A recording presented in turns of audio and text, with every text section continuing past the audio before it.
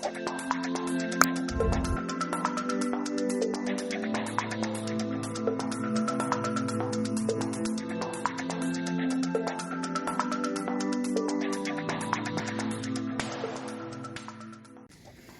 guys, you're welcome to my YouTube channel. If you're just watching for the very first time, my name is Midex and I am your host on this channel.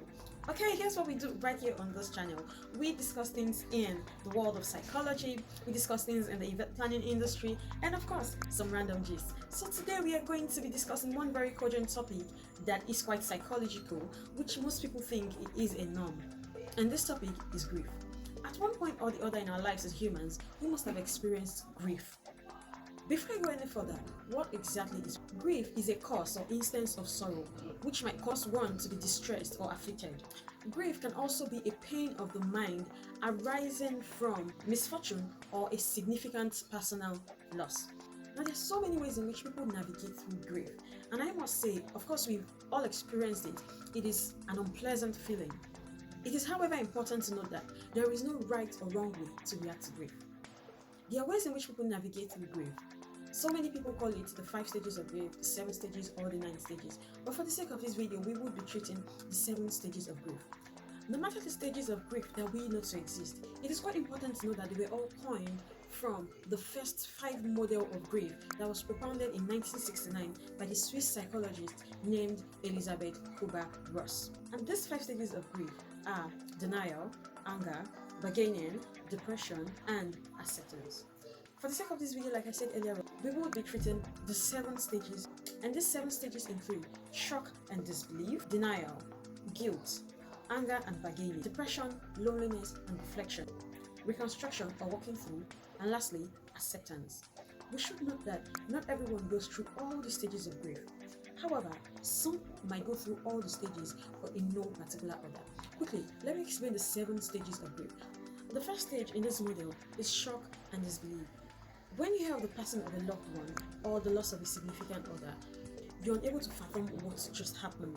You're unable to understand it. Yes, this is the very first stage of grief. The second stage, which may share some similarities with the first stage, is denial. This stage is quite different from shock and disbelief because it is its own coping mechanism. It's a coping mechanism on its own. This stage comes in 2 different ways.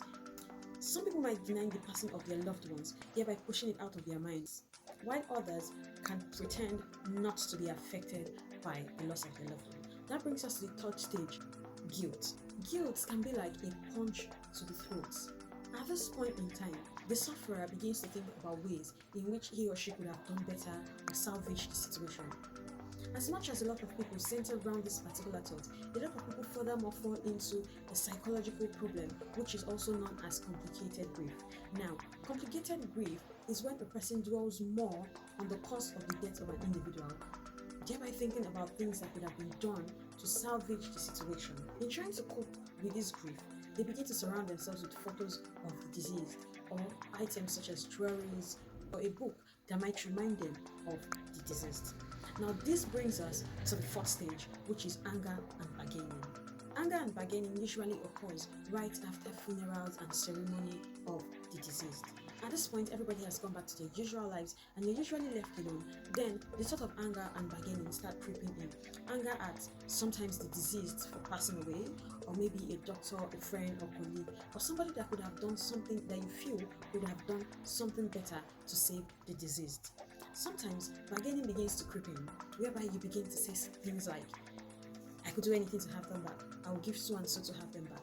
This is a point of anger and bargaining. That brings us to the next, depression, loneliness, and reflection. This stage in this model is quite important because this is the stage where you might need to seek help.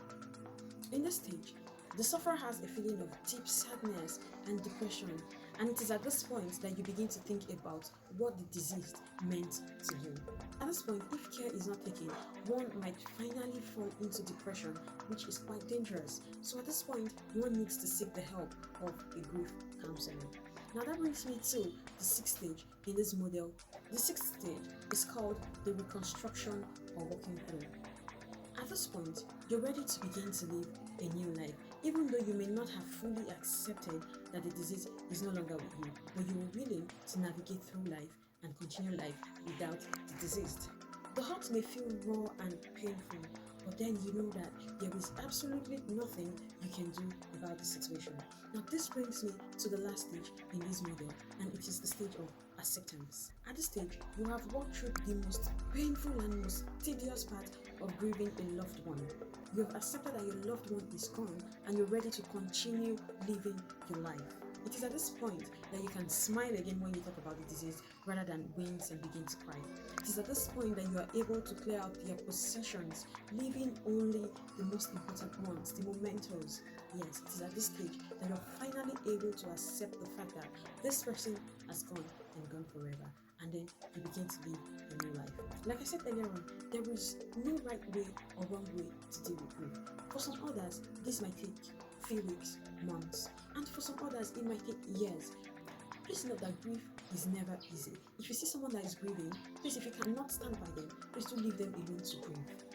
It is quite unfair for you to see someone that is grieving and talk down on them, because you never can tell what stage they are going through at that point in time. As time goes on, you might find out that you occasionally regress to maybe the earlier stages of grief, especially around holidays when you're lonely, or probably around anniversaries that would have been shared with the disease. However, as time goes on, you begin to feel more comfortable when it comes to those dates. Help is available, and while it might seem incredibly lonely, know that you are not alone. You never need to go through it alone. In your best interest, please see a grief counselor. Thank you for staying with me to the very end of this video. If you get to subscribe, please click on the subscribe button to turn on your notification buttons so that you can get notified whenever I post a new video. Thank you so much. Until I pop up on your screen next time, I am Midex.